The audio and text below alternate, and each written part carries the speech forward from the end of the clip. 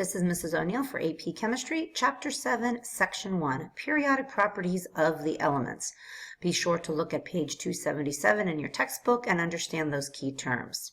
The brilliant colors of light emitted, diodes, LEDs, arise from the composition of the materials from which they are made.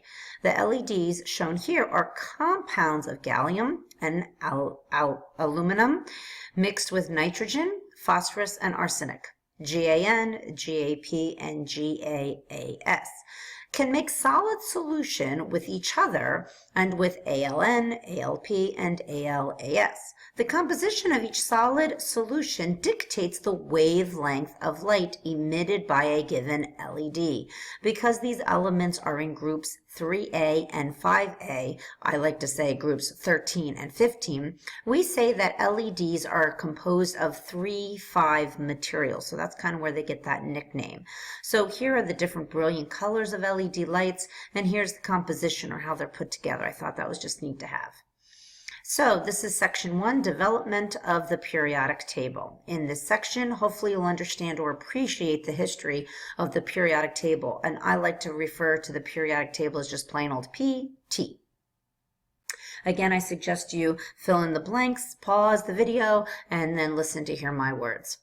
So the discovery of elements occurred way back in ancient times, and actually the majority of the elements are not found in nature. They're actually found in the form of compounds. Why? Similar to this.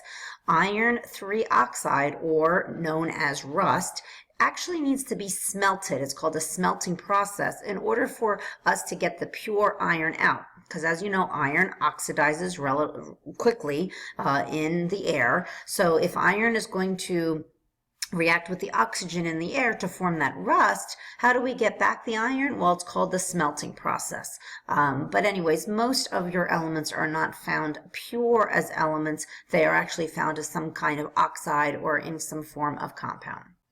So Dmitri Mendeleev, he started the whole process of organizing these elements, and he did it according to their atomic mass. We know that is no longer true because if we look at the periodic table today, there are some discrepancies with that.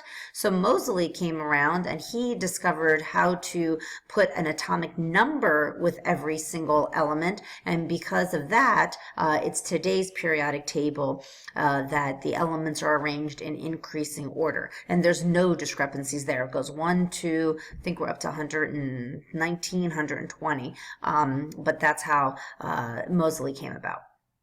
Short and sweet. See you in class.